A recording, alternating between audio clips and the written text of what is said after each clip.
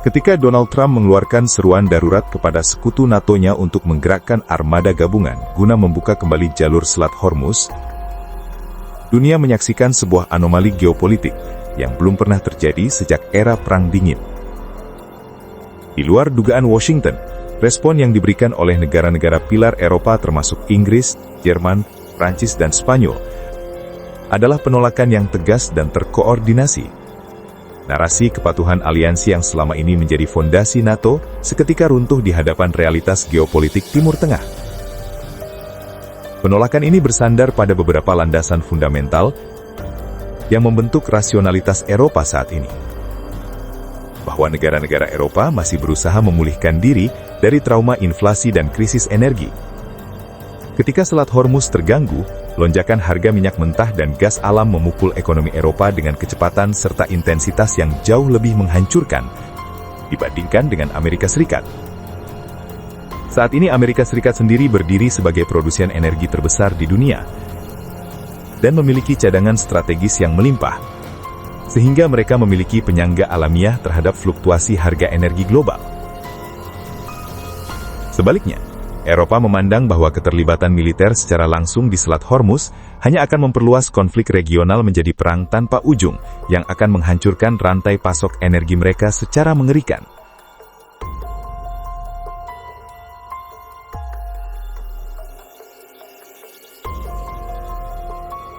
Akan tetapi, di balik semua ketakutan akan krisis energi akibat penutupan Selat Hormuz, terdapat ketakutan lain yang jauh lebih gelap.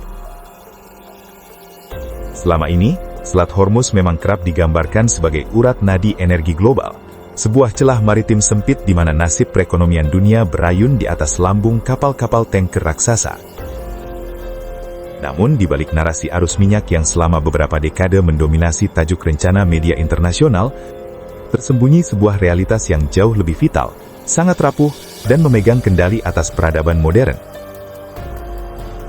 Itu karena tepat di dasar perairan yang kini tengah bergejolak dan dipenuhi oleh ranjau serta armada perang, terdapat jaringan kabel serat optik yang menopang lebih dari 95% lalu lintas data internet antar benua. Jaringan kabel serat optik bawah laut ini bukanlah sekedar instrumen komunikasi biasa. Ia adalah entitas fisik yang mengalirkan data perbankan rahasia, sistem perbankan internasional, surat elektronik korporasi, komputasi awan, serta komunikasi vital antar benua Asia, Timur Tengah, dan Eropa.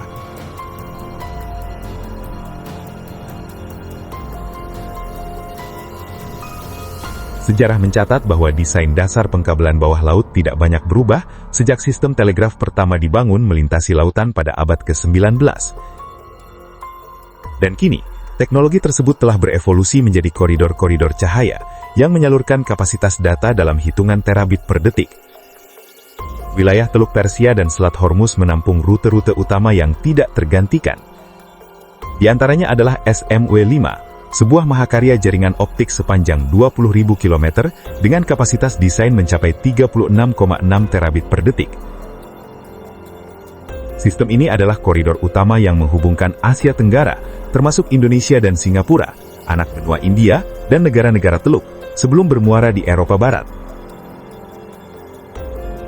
Lalu ada pula Europe-Persia Express Gateway, rute kabel hibrida bawah laut dan darat sepanjang 25.000 km yang membentang dari pusat data di Eropa, melintasi Timur Tengah, dan terus menyambung ke hub digital di India serta Asia Tenggara. Kemudian ada AAE-1 dan Falcon, sistem kabel berkapasitas raksasa yang menyediakan redundansi untuk rute Asia-Eropa dan menyambungkan pusat-pusat ekonomi di sepanjang teluk. Dan terakhir, terdapat TU Afrika, yaitu segmen ekspansi dari sistem kabel serat optik bawah laut terbesar dalam sejarah umat manusia, yang diprakarsai oleh konsorsium Meta. Proyek ambisius sepanjang 45.000 km ini dirancang untuk menghubungkan stasiun-stasiun pendaratan strategis di Oman, Uni Emirat Arab, Qatar, Bahrain, Kuwait, Irak, Pakistan, India, serta Arab Saudi.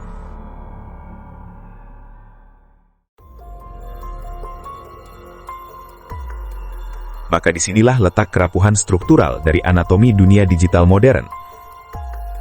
Karena permusuhan geopolitik yang telah berlangsung puluhan tahun dengan Iran, Konsorsium Telekomunikasi Internasional cenderung mengumpulkan rute kabel yang melintasi Selat Hormuz secara ketat ke dalam perairan teritorial negara Oman. Terutama berpusat di stasiun pendaratan Fujairah di Uni Emirat Arab.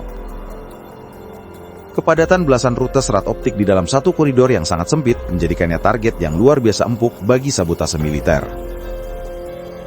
Serangan bawah laut terarah atau bahkan kerusakan eksidental dari jangkar kapal komersial yang bermanuver menghindari rudal.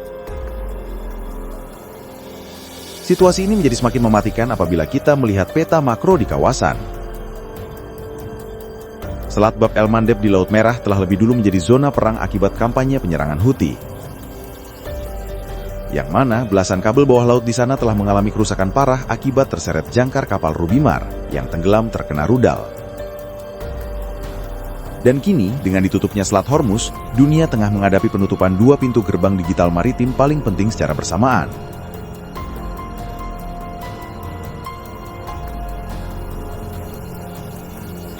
Lalu apa yang terjadi jika urat nadi digital ini benar-benar terputus sepenuhnya di tengah kecamuk perang Selat Hormuz?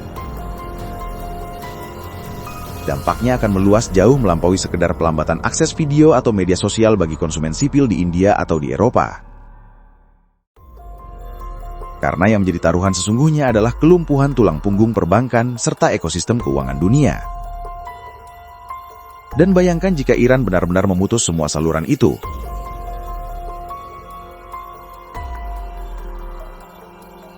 Dalam satu dekade terakhir, kota-kota metropolis di Teluk Persia seperti Dubai dan Abu Dhabi telah berubah bukan hanya sebagai pusat transit penerbangan, namun juga sebagai pusat finansial utama dan markas besar bagi pusat data berskala raksasa. Entitas teknologi global seperti Amazon Web Service, Microsoft Azure, Google Cloud, dan Oracle telah menggelontorkan miliaran dolar untuk membangun infrastruktur fisik di wilayah ini.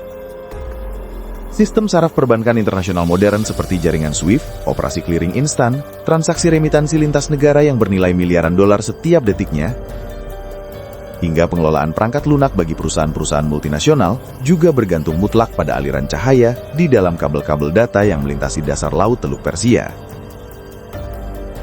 Sistem internet didesain dengan protokol rute global yang dinamis, dan ketika sebuah kabel putus di Selat Hormuz, algoritma akan secara otomatis berusaha mengalihkan lalu lintas data ke rute alternatif yang tersisa, seperti melintasi daratan Rusia atau memutar benua melalui Tanjung Harapan. Akan tetapi ketika krisis menutup dua checkpoint utama sekaligus, mekanisme redundansi ini akan runtuh dan memicu efek domino operasional yang mematikan, yaitu lonjakan latensi serta kematian algoritma. Kapasitas jaringan yang tersisa akan seketika mengalami kemacetan parah, di mana bagi sektor perbankan modern yang hidup dari perdagangan saham berfrekuensi tinggi yang mensyaratkan respon dalam hitungan milidetik, latensi yang memanjang akan memicu kegagalan transaksi sistemik, gagalnya pembayaran, serta kelumpuhan akses terhadap layanan dompet digital. Pada gilirannya ini akan menyebabkan kerugian finansial dalam skala masif. Pakar industri memproyeksikan bahwa insiden disrupsi kabel berskala ini dapat secara langsung menghasilkan kerugian operasional puluhan hingga ratusan juta hanya dalam hitungan hari. Biaya ini terakumulasi dari waktu henti layanan komersial, biaya mitigasi pemindahan beban kerja ke benua lain, serta runtuhnya sentimen pasar saham regional. Dengan demikian, bisa dikatakan bahwa dunia digital tanpa batas, serta perekonomian global terintegrasi hari ini, sebenarnya dibangun di atas fondasi ilusi keamanan yang sangat rapuh. Krisis di Selat Hormuz pada hari ini membuktikan bahwa arteri utama dunia digital, yaitu kabel serat optik bawah laut yang membawa petabit informasi, simulasi kecerdasan buatan, aliran investasi sekuritas, serta denyut kehidupan sistem clearing dan perbankan seluruh benua, merupakan target fisik yang sangat konkret, sangat rentan, dan saat ini terletak persis di dalam titik pusat garis tembakan silang konflik asimetris.